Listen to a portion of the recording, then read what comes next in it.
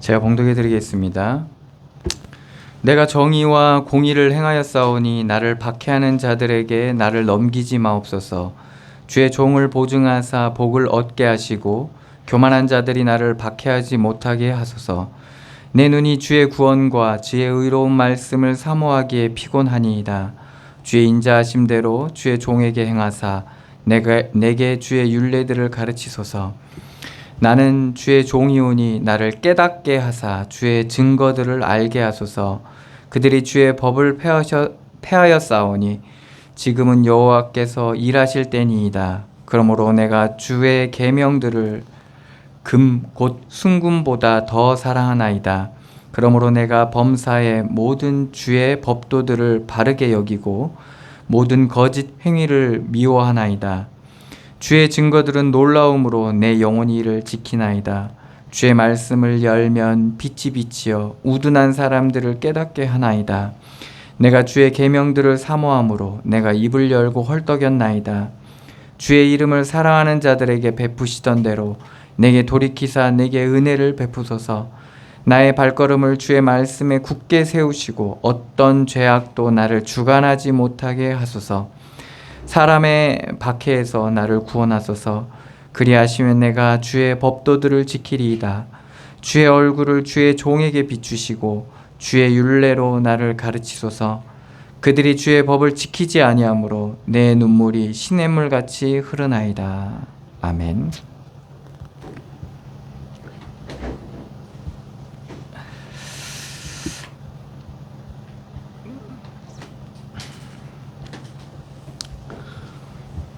하나님의 말씀은 빛이죠.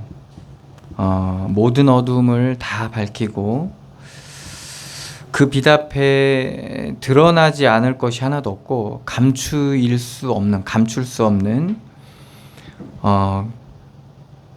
그러한 비밀을 가지고 있습니다. 그래서 우리가 말씀 앞에 서게 될 때 우리조차도 속임 가운데, 소금 가운데 볼 수 없었던 어둠을 볼 수 있게 되는 겁니다.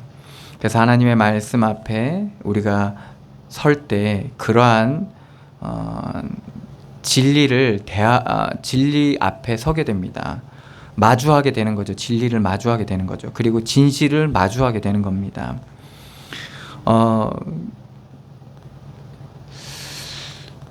저 같은 경우도 그렇죠.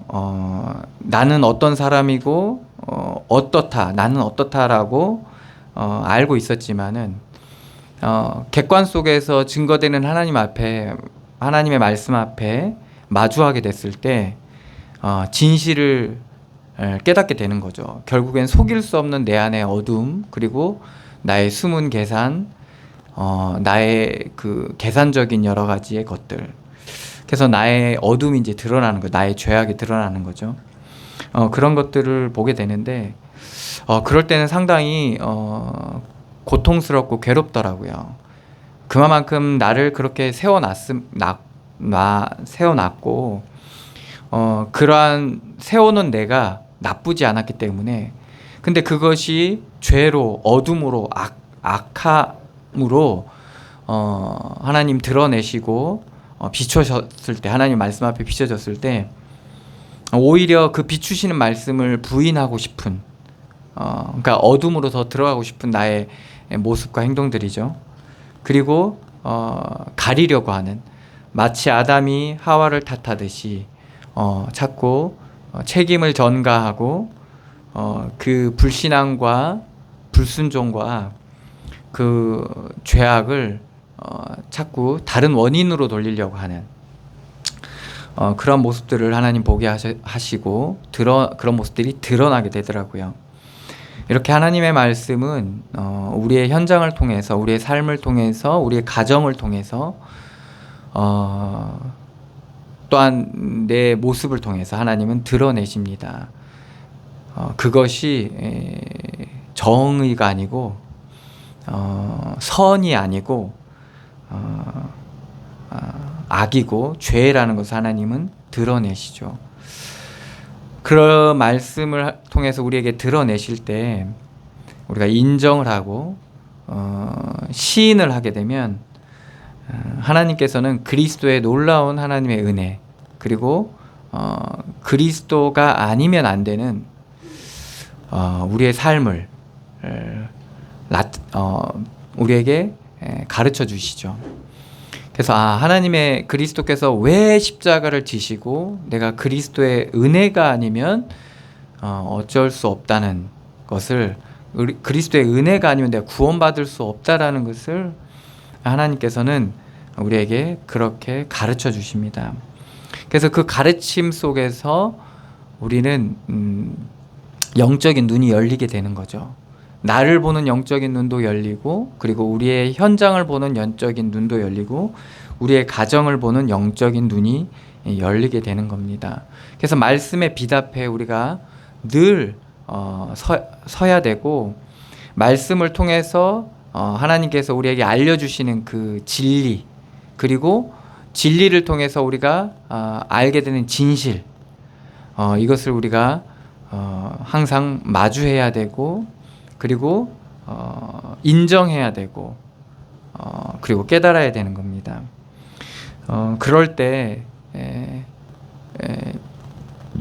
하나님의 구원이 단순히 그냥 예수 믿고 천국 간다라는 이 한마디가 단순한 것이 아니라 나의 이러한 작은 것에서부터, 그리고 아주 복잡한 것도 그 구원이 필요하고, 그 구원을 통해서 그런 것들 속에서도 다 자유할 수 있고, 놀라운 하나님의 평안과 그런 감사가 나올 수밖에 없다라는 것을 우리가 누리게 되고 발견하게 되는 겁니다.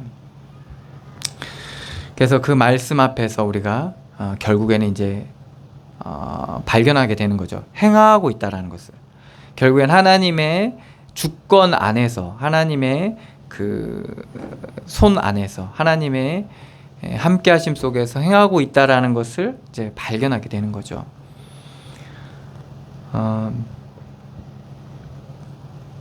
그래서 오늘 시편 기자의 말씀도 사실은 처음에는 희미하고 자기의 감정에 이끌리고, 그리고 자기를 시기하고 조롱하고 비방하고 공격하는 그런 자들을 속에서 그런 하나님의 행하심을 보지 못했는데, 하나님의 말씀과 그런 하나님의 은혜 가운데서 자신의 그런 삶에 하나님의 개입하고 계시고 함께하고 계시다는 것들을 발견하면서 그 하나님의 은혜를 구하고, 그리고 하나님의 말씀 앞에 서게 되고, 그 말씀을 하나님의 말씀으로 깨달아가면서 그러한 환난을, 그리고 자기를 공격하는 그 사람들과 그런 상황과 조건과 환경만 쳐다보는 것이 아니라 그 안에서 일하시는 하나님의 일들,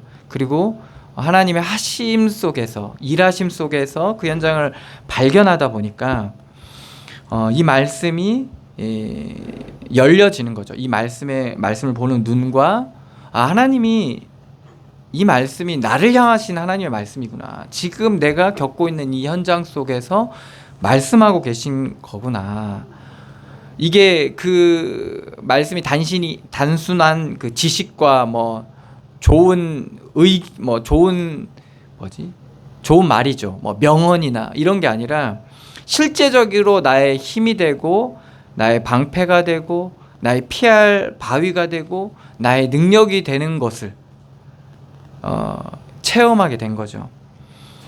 그래서 이제는 그 말씀을 늘 구하고 바라는 그러한 자세가 바뀌어지는 거죠.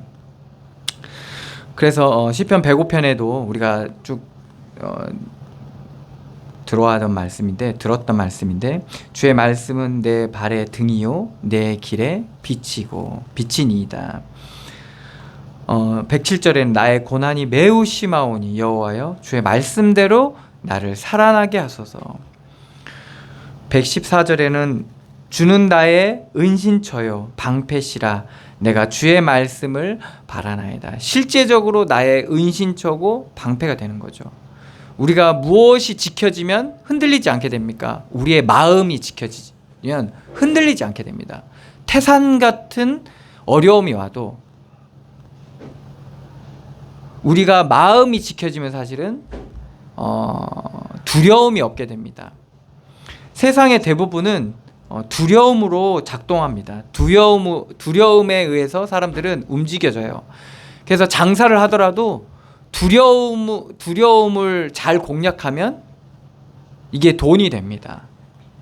그리고 사람들이 왜 보험을 드는 이유가 뭡니까? 두려움이죠. 두려움이거든요. 그리고 자꾸 이제 사람들이 따지고 그런 판단하고 이유가 뭡니까? 결국엔 두려움에서 좀 더 자유하기 위해서. 근데 놀라운 거는 그 두려움을 어느 정도 극복했다고 하는데 또 다른 두려움이 또 옵니다. 그래서 끝이 없거든요. 왜 그러냐? 그 마음에 하나님이 함께 하심, 하나님을 만나지 못하면, 그리고 만났을 뿐만 아니라 늘 함께 하지 못하면 그 두려움은 우리 주위에 늘 도사리고 있습니다. 올무와 같고 덫과 같고 함정과 같아서. 그래서 한 발을 잘못 디디면, 걸려들면 그 두려움을 벗어나기가 쉽지가 않다는 거죠.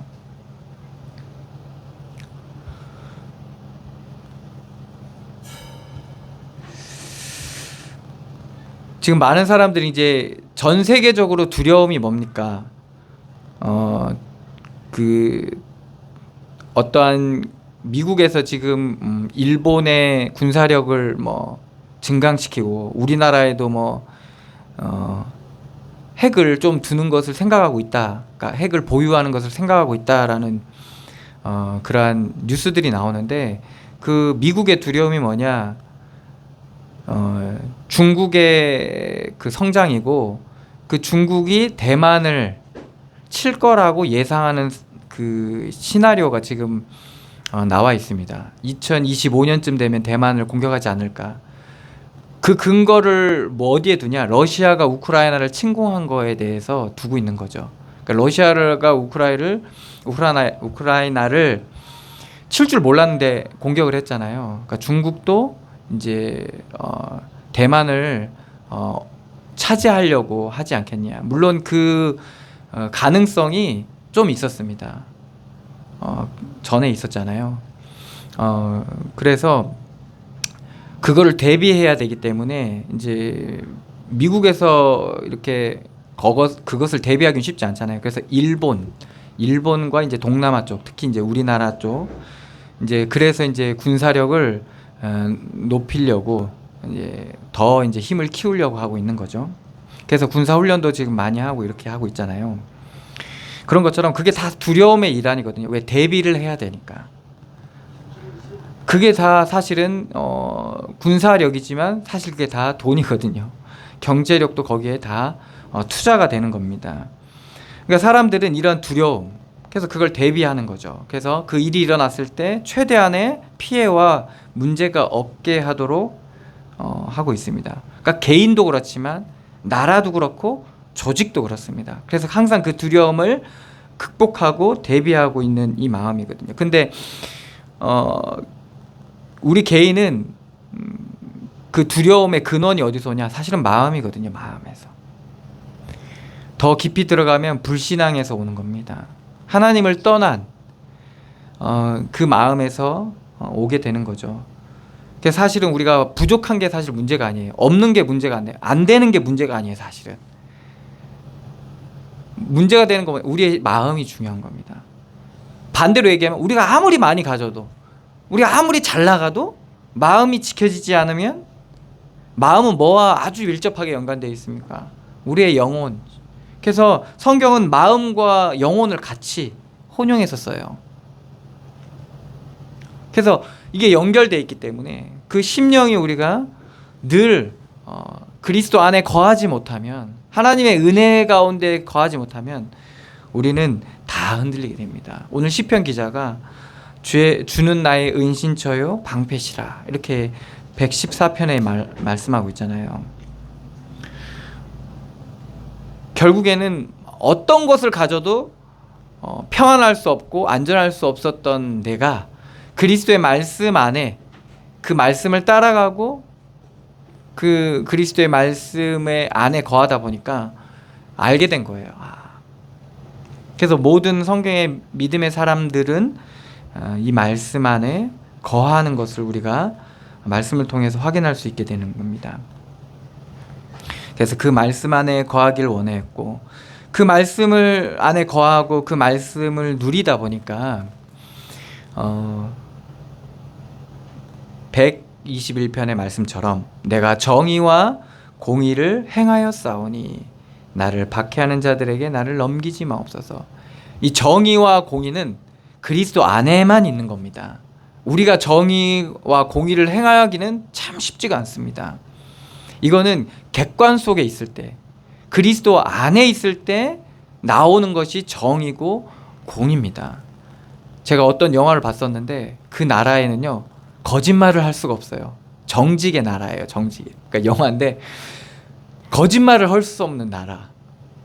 근데 거기에 키 작고 못생긴 그 주인공이 있어요. 근데 이 사람이 이제 거짓말을 할 수 있는 걸 유일하게 그 나라에서 거짓말을 할 수 있게 된 거거든요. 뭐 그래서 일어나는 해프닝을 그린 영화인데, 그러니까 사람들이 이제 미팅을 하잖아요, 그죠?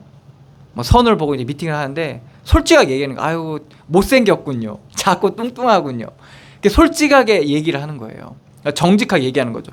근데 그게 다 뭐예요? 상처가 되는 거죠.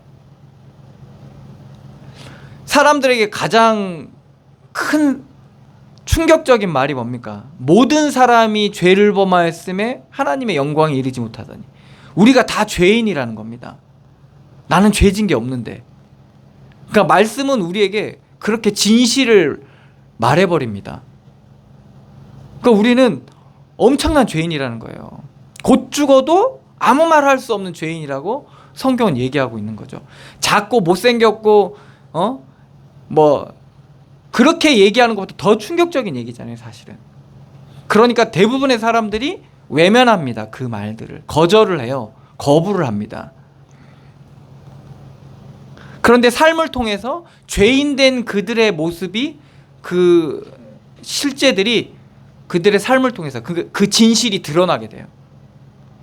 많은 삶의 양식을 가지고 문화적인 차이를 가지고 사람들이 살아가지만 결국에는 그 죄 안에서 그 어두움이 다 드러나요. 우리의 기준으로 봤을 때 어떤 사람은 더하고 덜한 것처럼 보이지만 결국에는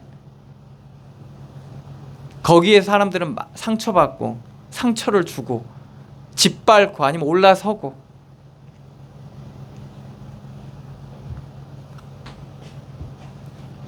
북한에서는요, 김정은이 제일 거룩하고 흠없고 제일 정직하고 이렇게 본다는 말이죠. 그렇지만 우리가 봤을 때는 어떻습니까?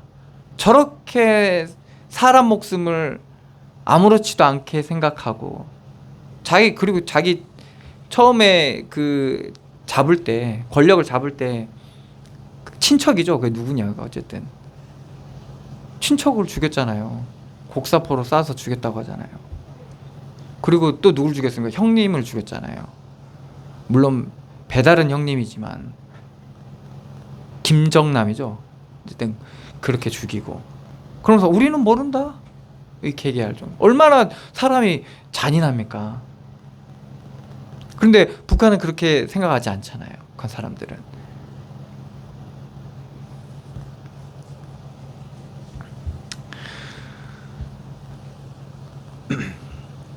그래서 우리가 하나님 앞에 서게 될 때, 마주하게 될 때 나를 바르게 보게 됩니다. 그리고 그러한 나를 향하신 하나님의 사랑이 얼마나 지극하다는 것을, 그리고 얼마나 한결같다는 거죠. 성실하다라고 성경 표현하죠. 한결같아요. 일양 미쁘시니 믿을만 하다는 거예요. 변함이 없다는 거예요. 내가 정말 어떠한 모습이든 하나님은 그 모습을 한결같이 사랑하시고 한결같이 응원해 주시고 지지해 주시고 그리고 보살펴 주시고, 그게 하나님이 우리를 향하신 하나님의 사랑의 모습이에요.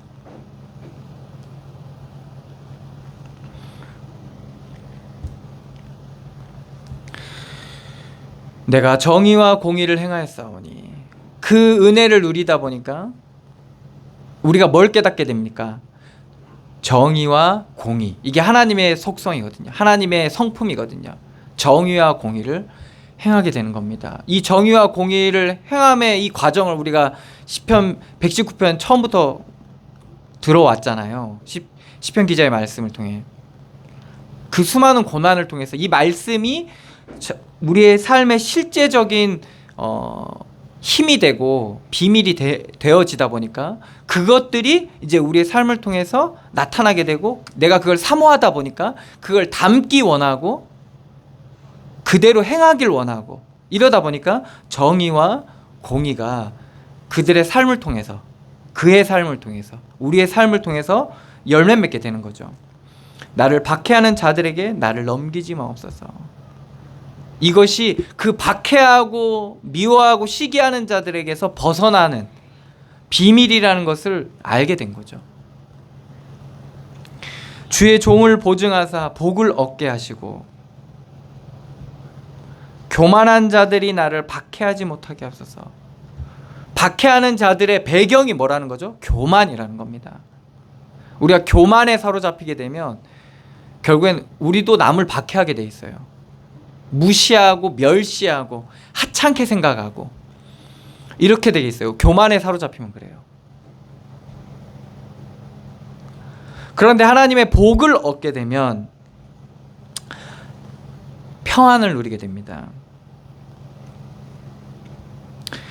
123절입니다. 내 눈이 주의 구원과 주의 의로운 말씀을 사모하기에 피곤하나이다. 늘 그걸 쳐다보고 늘 그걸 바라다보는 거죠. 어느 정도로 내가 쇠해질 정도로 내가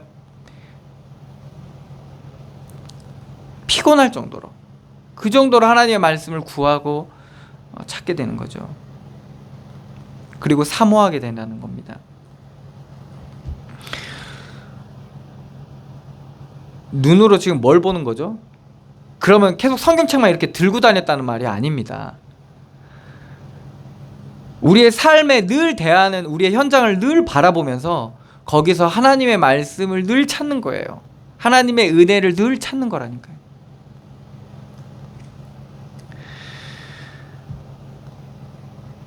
(124절입니다) 주의 인자하심대로 주의 종에게 행하사 내게 주의 율례들을 가르치소서.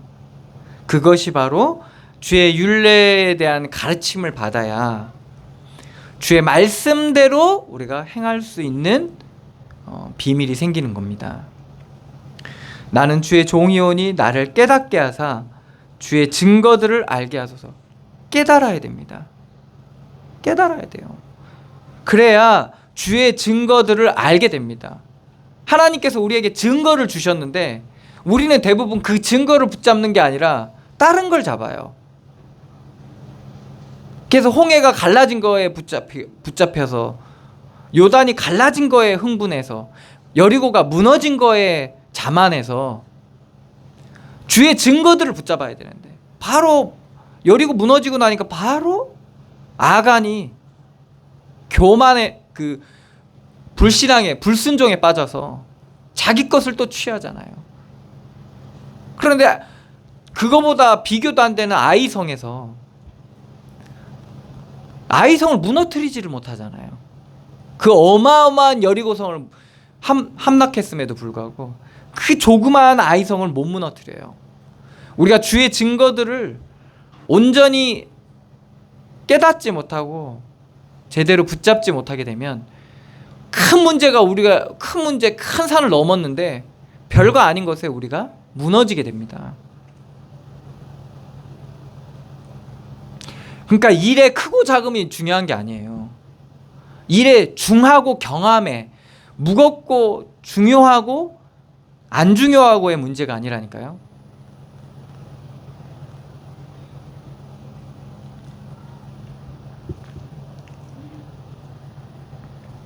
주의 증거들을 나는 주의 종이오니 나를 깨닫게 하사 주의 증거들을 알게 하소서. 이 말씀 속에서 자신의 위치를 바르게 알고 있죠. 나는 주의 종이오니 자신의 위치를 바르게 알고 그리고 내가 누려야 될 게 뭔지를 알게 되는 거예요. 나를 깨닫게 하소서. 뭐를 깨달아야 되는지 구하는 거죠. 주의 증거들을 알게 하소서. 이래야 증인이 되는 겁니다. 많은 그리스도인들이, 전도자들이 이 증인이 되라고 예수님께서 명령하셨는데 다른 증인이 되는 사람 참 많아요. 다른 증인이 돼. 그러니까 자꾸 그 증거를 붙잡아야 되는데, 그게 영원한 것이 증거되어지고 붙잡혀져야지만이 무너지지 않는 반석 위에 세워진 교회 같은 은혜가 나타나는데, 온전한 증거가 증거되지 않으니까 결국에는 사람이, 어떤 조직이, 어떤 나타난 것들이 잡혀지다 보니까 사람은 실망할 수 있는 거거든요. 그리고 조직은 얼마든지 다른 모습들이 나타날 수 있어요. 조직 안에서는. 왜? 많은 사람들이 있기 때문에. 공동체도 그렇고. 그리고 외적인 것은 얼마든지 다르게 해석될 수도 있어요. 다른 관점들이 생길 수 있다니까요. 그래서 성경의 지식에 매료돼서, 그러니까 이단들이 사실은 지식적으로 풀다 보니까 자꾸 다른 것들이 나오는 거잖아요. 그러니까 하나님 온전한 증거를 붙잡지 못하니까 335 갈라지고, 그리고 비판하게 되고 정죄하게 되고, 교회 안에서는 사람에게 실망하다 보니까 이편 저편으로 갈려지게 되고, 이런 일들이 끊임없이 일어나게 되는 거죠. 그래서 우리는 주의 증거를 붙잡아야 되고, 그리고 주의 말씀과 우리 하나님이 하시는 일들이 우리 가운데 깨달아져야 되는 겁니다. 126절에 그들이 주의 법을 폐하였사오니 지금은 여호와께서 일하실 때이다. 그러니까 그들이 어떻게 됩니까? 자신의 의견과 맞지 않는 말씀, 그리고 혹은 자신의 그러한 가리고자 하는 것들이 드러나는 말씀을 폐하게 됩니다. 가리게 되고 무시하게 되고 삭제하거나 누락시키는 거죠. 그래서 주의 말씀을 빼는 거예요. 아니면 더합니다. 말씀에 더해요. 계시록에도 이렇게 나오잖아요. 더하거나 빼지 말라고. 그래서 더하거나 빼는 일들이 일어나게 됩니다. 하나님께서는 그것을 심판하세요. 그것을 드러내십니다. 우리 개인에게도 드러내시지만 어떠한 조직과 단체와 그런 것들 속에서도 드러내십니다. 세계 2차 세계대전이 일어나기 전에 전 세계적으로 유행했던 신학이 있습니다. 그게 바로 자유주의 신학이었습니다. 인간의 이성을 가지고 하나님의 말씀을 더하거나 첨가하거나 삭제하는 이러한 일들이 전 세계적으로 아주 폭발적으로 일어났었죠. 근데 그 결과는 어떠냐? 사람의 가장 추악함이 드러나는 거예요. 그래서 정말 헤아릴 수 없는, 셀 수 없는 많은 사람들이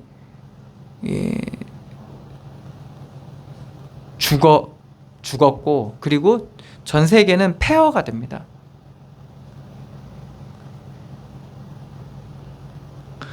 그래서 하나님께서는 칼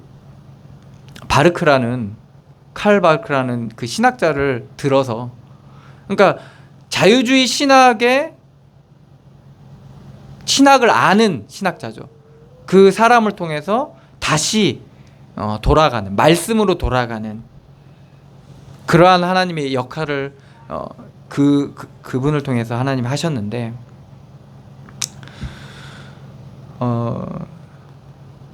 교회가 사실은 그렇게 타락하면 답이 없는 거죠. 사실 전쟁은 그래서 일어나는 겁니다. 사실 의인이 10명이 없으면, 의인 1명이 없으면 그렇게 돌아가게 돼 있습니다.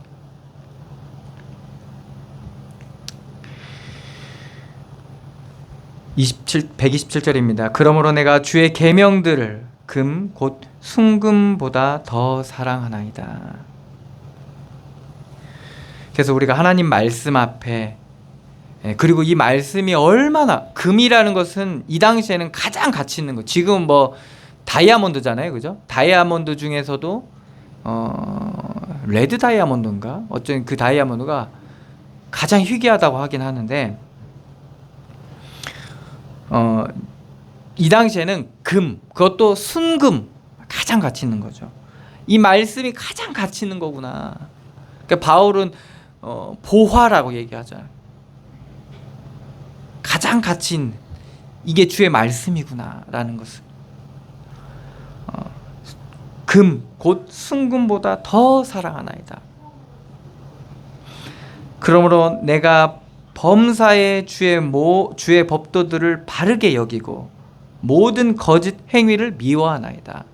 우리가 하나님의 은혜를 누리게 되면 이제 이것을 미워하게 됩니다. 사람을 미워하는 게 아니라, 나를 비방하고 조롱하는 사람을 미워하는 것이 아니라, 누굴 미워하냐? 거짓과 악함과 죄악을 미워하게 됩니다.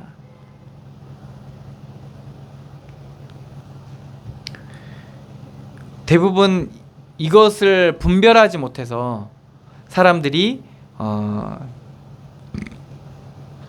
거짓에 빠지고 악함에 빠지고 죄에 빠지게 되는 거죠.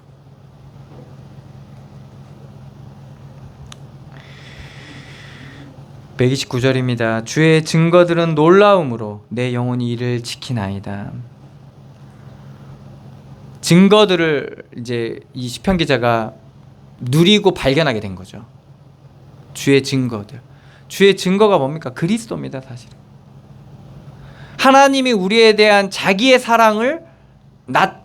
사랑하심을 나타내신 게 그리스도잖아요. 그리고 우리를 통해서 이루실 하나님의 비밀, 그 증거가 그리스도잖아요. 그래서 그리스도의 죽으심과 부활하심을 통해서 우리를 향하신 하나님의 믿음의 과정을 알려주셨고, 우리가 그 믿음으로 그 그리스도의 길을 따라가게 될 때 우리가 받아지고 누려질 영광이, 그 증거를 그리스도를 통해서 나타내셨잖아요.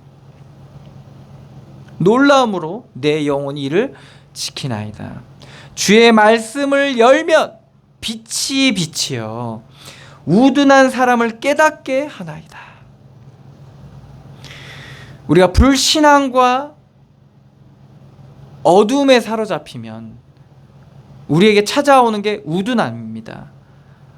우리의 지식 수준과 상관없어요. 우리가 가지고 있는 배경과 상관없다니까요. 금수저든 흙수저든 다이아몬드 수저든 이렇게 표현하잖아요. 상관없어요. 이 우둔함에 빠지면 어리석게 살아가는 겁니다. 이게 제일 무서운 거예요. 어리석은 자가 힘을 가지고 있으면 정말 그건 무서운 거예요. 어리석은 자가 무기를 가지고 있으면 정말 무서운 겁니다. 주의 말씀을 열면 빛이 빛이요. 우리가 주의 말씀에 빛 앞에 나아가게 될 때 우리의 우둔함이 깨우쳐지게 됩니다. 이 말씀의 본체는 그리스도거든요.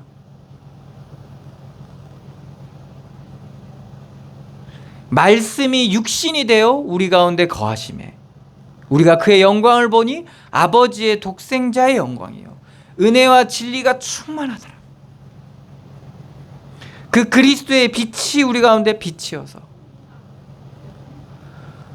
하나님은 우리의 우둔함을 깨우치시는 거예요. 나의 어리석음, 그리고 나의 묶임, 나의 고집, 나의 생각, 나의 자만, 교만, 나의 죄악, 내가 하나님 없이 할 수 있을 거라는 오만, 이런 것을 우리의 삶과 이 말씀을 통해서 우리에게 비춰주시는 겁니다. 우리가 그 빛 앞에 나아갈 때 깨닫게 되는 거죠. 나의 어리석음을 깨닫게 되는 겁니다. 시인만 해도 돼요, 사실. 깨달으면 어떻게 해요? 깨닫고 그 다음에 어떻게 하라는 겁니까? 하나님께서 가르쳐 주십니다. 그분은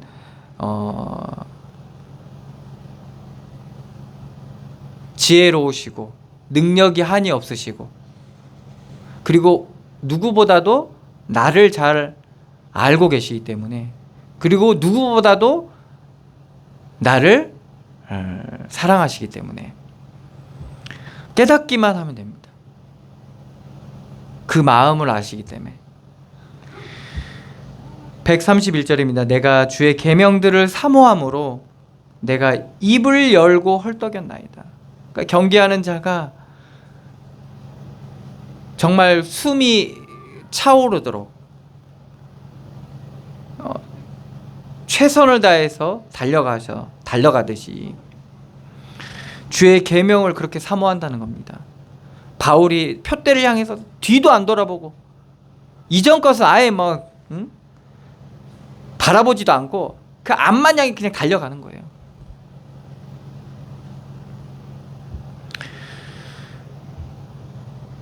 계명들을 내가 사모함으로.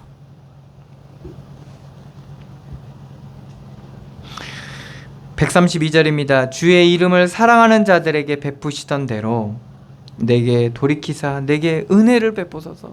은혜를 구하잖아요. 하나님께서 주의 백성들을 주의 사랑하는 자들에게 베푸시던 대로 내게도 은혜를 베푸소서. 133절입니다. 나의 발걸음을 주의 말씀에 굳게 세우시고 어떠한 죄악도 나를 주관하지 못하게 하소서. 이게 가장 우리가 경계하고 우리가 근신해야 될 부분이죠. 우리가 죄의 유혹과 그러한 선악과에 매료되면 그것을 우리가 갈망하게 되고 구하게 되고 늘 원하게 되거든요. 그러다 보면 그 죄악에 사로잡히게 되고 그 죄악이 우리를 주관하게 됩니다. 그러면 어떻게, 주관하면 주장하게 되겠죠. 그러면 이게 올무가 되고 말하자면 이제 목줄 꿰이게 되는 거죠. 종이 되는 거예요. 우리가 그걸 원하고 갈망하게 되니까 그렇게 되는 거예요. 세상과 육신은요, 이 마귀는요, 절대로 우리가 싫은 걸 주지 않아요. 이 선악과는 여러분, 나는 절대 안 먹을 거야 뭐 이러면서 그런 걸 주지 않는다니까요. 내가 가장 좋아할 만한 것들 있잖아요. 응? 이전에는 맛보지 못했던 것들, 그런 것들을 줘서 우리를 매료시킨다니까요. 유혹해요. 유혹. 가장 좋은 것들, 여러분들에게 여러분들의 성향과 여러분들의 그 가치관과 이런 것들과 가장 부합하는 것들을 가지고 선악과를 따먹게 한다니까요. 근데 한번 맛보면 이게 뗄 수가 없어. 그래서 그거를 결국에는 죄가 주관하도록, 악함이 여러분을 주장하도록까지 그렇게 여러분들을 묶는다니까요.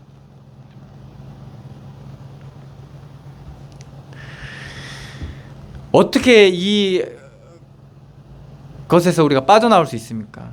그러니까 하나님은 말씀의 빛을 비추시면서 진실을 드러내는 거죠. 진리의 빛을 비추시면서 우리의 진실을 드러내는 거예요. 우리가 붙들고 갈망하고 원하고 바라던 그것이 복음이 아니고 은혜가 아니고 고통이고 고난이고 그런 거라는 것을 하나님이 우리의 삶을 통해서 드러내십니다. 그러면서 우리가 조금씩 구원의 그 안에서 하나님을 구하고 그리스도의 은혜를 구하면서 거기서 조금씩 빠져나오게 되는 거죠. 깨닫게 되는 거죠. 깨닫고 빠져나오게 되는 거죠. 그게 한순간에 일어날 수도 있고요. 정말 1초 만에 일어날 수도 있습니다. 그렇지만 30년 동안 일어날 수도 있어요. 그게 한순간일 수도 있고 10년, 20년, 평생이 걸릴 수도 있어요. 어떠한 부분에 있어서는. 그렇게 하나님은 우리를 점점 변화시켜 나가시고 자유케 하시는 거죠. 133절입니다. 나의 발걸음을 주의 말씀에 굳게 세우시고 어떠한 죄악도 나를 주관하지 못하게 하소서. 134절입니다. 사람의 박해에서 나를 구원하소서. 그리하시면 내가 주의 법도들을 지키리이다. 여기서는 박해라고도 얘기하지만 억압이라고도 봅니다. 눌림이죠.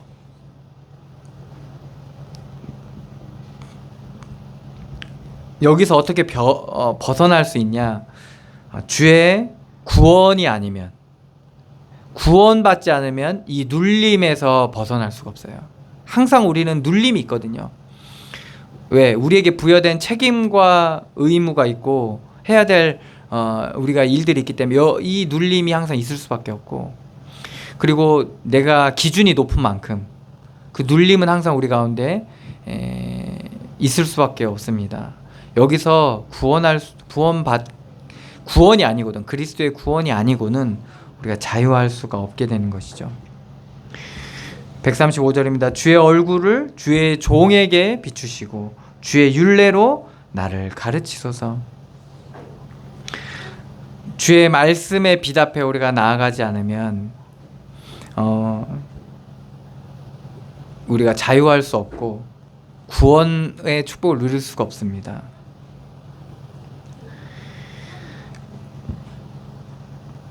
그래서 오늘 시편 기자도 주의 종에게 비추시고 라고 말씀하고 있는 거죠. 그리고 주의 율례로 나를 가르치소서.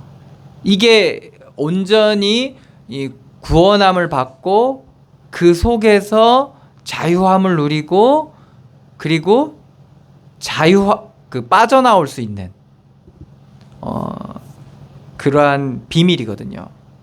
주께서 우리를 늘 가르치셔야 되고, 그리고 그 지혜를 얻게 되는 거죠. 가르침 속에 그 지혜 가운데 지혜롭게 우리가 행하게 될 때 우리가 거기서 빠져나올 수 있게 되는 겁니다.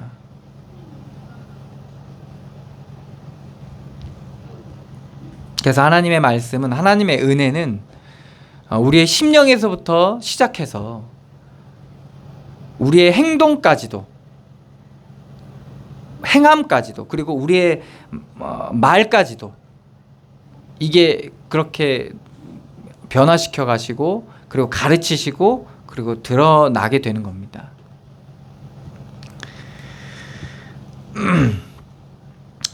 136절입니다. 그들이 주의 법을 지키지 아니함으로 내가 눈물이 시냇물같이 흐르나이다.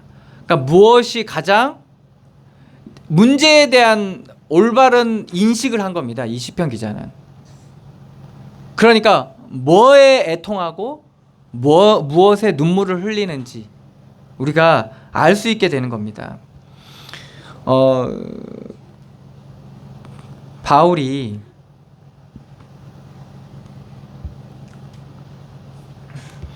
빌립보서에 이렇게 얘기하고 있잖아요. 내가 여러 번 너희에게 말하였거니와 이제도 눈물을 흘리며 말하노니 여러 사람들이 그리스도의 십자가의 원수로 행하느니라. 그러니까 바울이 애통하고 눈물 흘리는 부분이 뭡니까? 결국에는 십자가의 원수로 행하고 있는 사람들의 모습에 애통하는 거죠. 왜 악해지고 죄악의 올무에 걸리고, 그리고 고통 가운데 있고 원하지도 않는 재앙과 저주가 나타나게 되는 겁니까? 십자가의 원수로 행하고 있는 그들이 그것을 모르는 거예요. 하나님은 나타내시는데 자꾸 피하는 겁니다.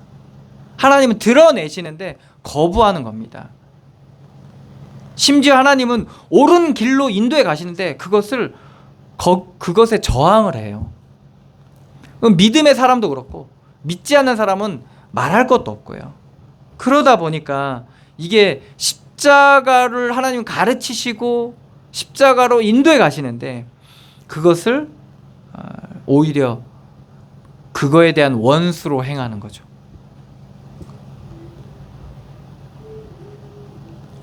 이스라엘 백성들이 엄청난 고난을 당하잖아요.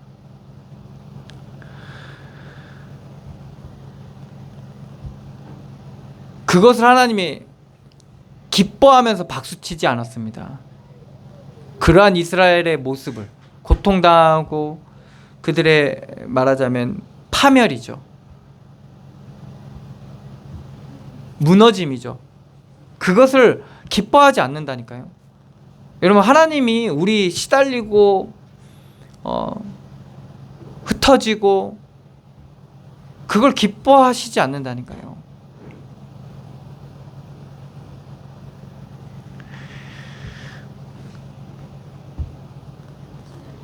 근데 하나님은 왜 그러한 이스라엘 백성의 그러한 어찌할 수 없는 그런 모습 드러나 버렸잖아요. 실제로 그렇게 파멸당하고 완전 공중분해됐잖아요.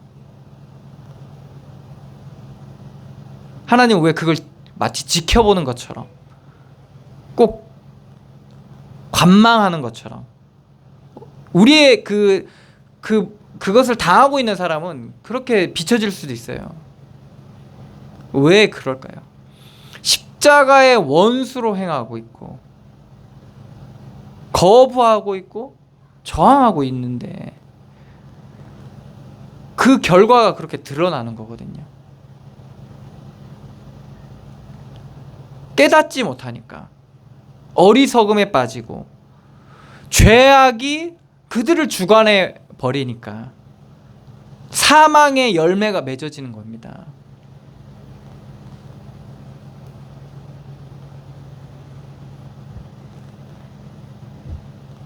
그것이 드러나는 거예요. 그 현장에. 그 현장 속에서 우리가 깨달아야 되는 겁니다. 하나님의 가르치심을 우리가 배워야 되는 거예요.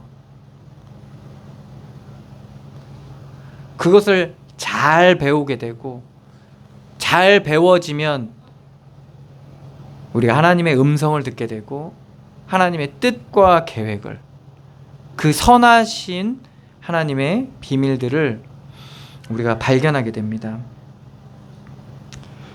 그래서 오늘 첫 말씀처럼 내가 정의와 공의를 행하였사오니 하나님의 정의와 공의를 행할 수 있게 되는 겁니다. 우리가 무엇에 눈물을 흘릴 수 있게 되는 겁니까? 주의 법을 지키지 아니함에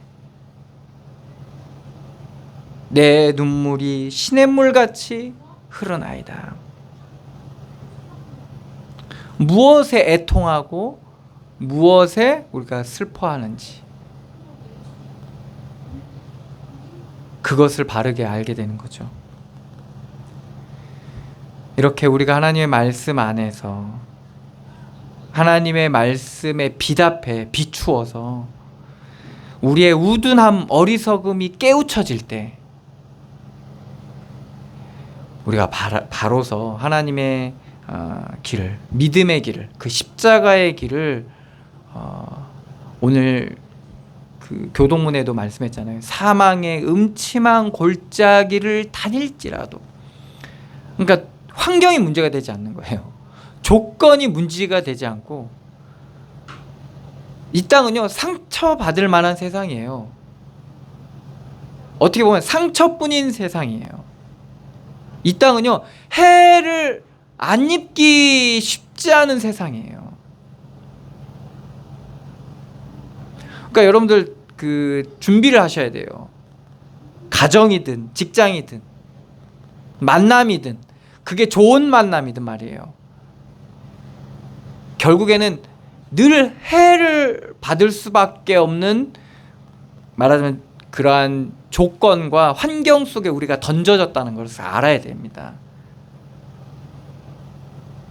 거기서 여호와가 내 목자일 때만이 우리가 해를 받지 않고 여호와의 보호하심과 인도하심을 따라가야지만이 우리가 두려움에 사로잡히지 않게 되고,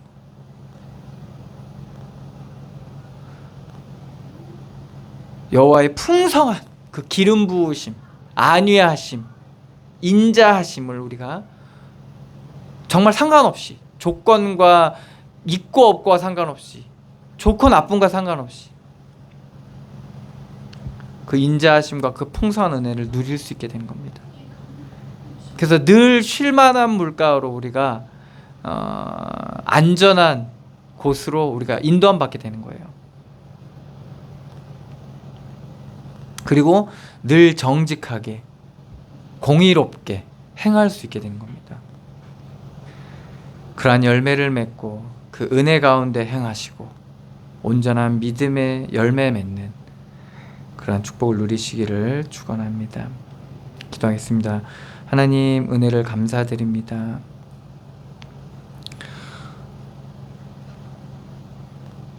우리를 구원하여 주셔서 하나님의 말씀을 깨닫게 하시고 하나님의 말씀으로 누려갈 수 있는 이러한 은혜의 복음을 우리에게 허락하여 주시니 감사드립니다.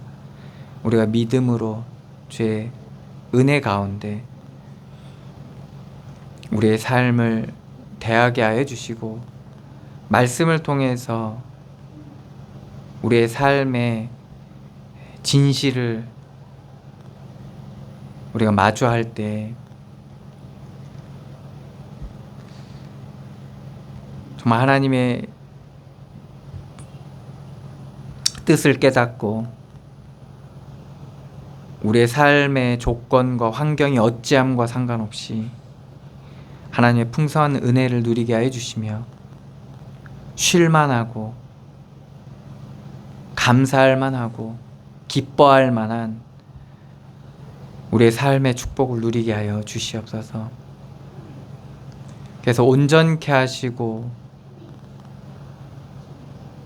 평안으로 이끄시는 하나님의 그 놀라운 사랑과 은혜를 날마다 누리며 믿음으로 우리가 살아가게 하여 주시고, 그 믿음의 역사가 날마다 우리의 삶 가운데 나타나는 그런 축복을 누리게 하여 주시옵소서. 우리가 악함에 사로잡히지 않게 하시고 거짓에 속지 않게 하여 주시며 우리의 교만에 사로잡히지 않게 하여 주셔서 정말 그리스도 안에 있는 그 놀라운 은혜와 사랑만이 우리 가운데 넘치게 하여 주시옵소서. 인도하시고 역사하실 주님께 감사드리며 예수 그리스도의 이름으로 기도드리옵나이다. 아멘. 찬송가 491장입니다.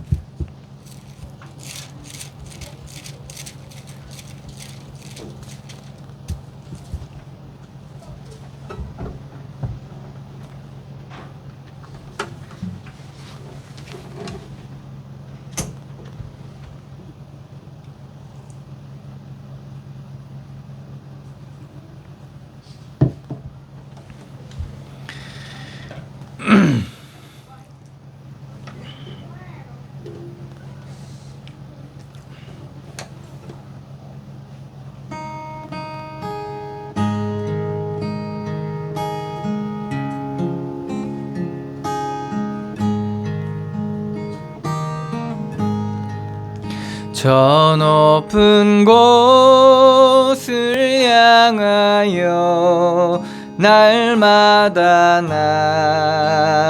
나아갑니다. 내 뜻과 정성 모아서 날마다 기도합니다. 내 주여 내 맘 붙드사 그곳에 있게 하소서. 그곳은 곳은 빛과 사랑이 언제나 넘치옵니다. 괴로움과 죄가 있는 곳 나 비록 여기 살아도 빛나고 높은 저곳을 날마다 바라봅니다.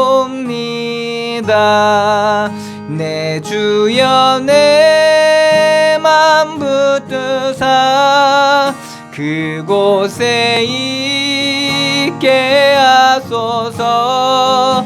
그곳은 빛과 사랑이 언제나 넘치옵니다. 괴로움의 안개 거치고 근심의 구름 없는 곳 기쁘고 참된 평화가 거기만 있사옵니다. 내 주여 내 맘 붙드사 그곳에 있게 하소서. 그곳은 빛과 사랑이 언제나 넘치옵니다. 험하고 높은 이 길을 싸우며 나아갑니다. 다시금 기도하오니 내 주여 인도하소서. 내 주여 내 맘 붙드사 그곳에 있게 하소서. 그곳은 빛과 사랑이 언제나 넘치옵니다. 내 주를 따라 올라가 저 높은 곳에 우뚝 서 영원한 복락 누리며 즐거운 노래 부르리. 내 주여 내 맘 붙드사 그곳에 있게 하소서. 그곳은 빛과 사랑이 언제나 넘치옵니다.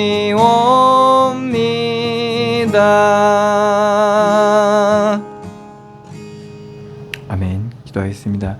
하나님 은혜를 감사드립니다. 믿음으로 드린 예물 위에 주께서 축복하여 주셔서 저들의 모든 삶이 그리스도 앞에 온전히 드려지게 하시고 그리스도께서 저들을 주장하여 주셔서 주관하여 주셔서 저들의 모든 발걸음 가운데 하나님의 나라가 임하게 하여 주시며 그리스도의 말씀에 빛이 비춰져서 마땅히 행해야 될 바를 알게 하여 주시고 저들의 말이 소금을 고르게 함 같아서 많은 사람을 살리고 그리스도의 영광이 나타나는 귀한 은혜를 더하여 주시옵소서. 하나님의 은혜를 구하고 말씀을 사모하며 하나님의 뜻을 찾게 하여 주시고 하나님의 놀라우신 계획과 뜻이 이루어지게 하여 주시며 그리스도 안에 있는 구원의 풍성한 은혜와 그 기쁨과 그 평안을 누리게 하여 주셔서 다 사는 은혜가 있게 하여 주시옵소서. 인도하시고 역사하실 주님께 감사드리며 예수 그리스도의 이름으로 기도드리옵나이다. 아멘. 찬송가 2장입니다.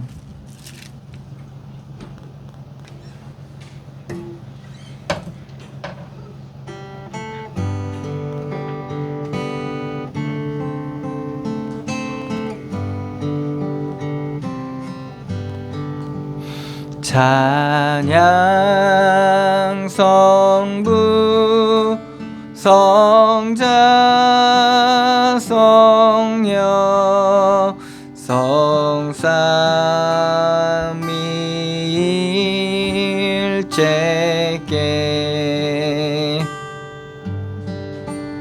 영원 무궁하기까지 영광을 돌리세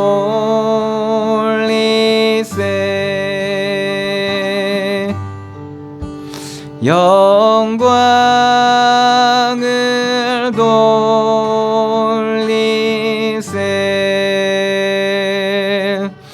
아멘.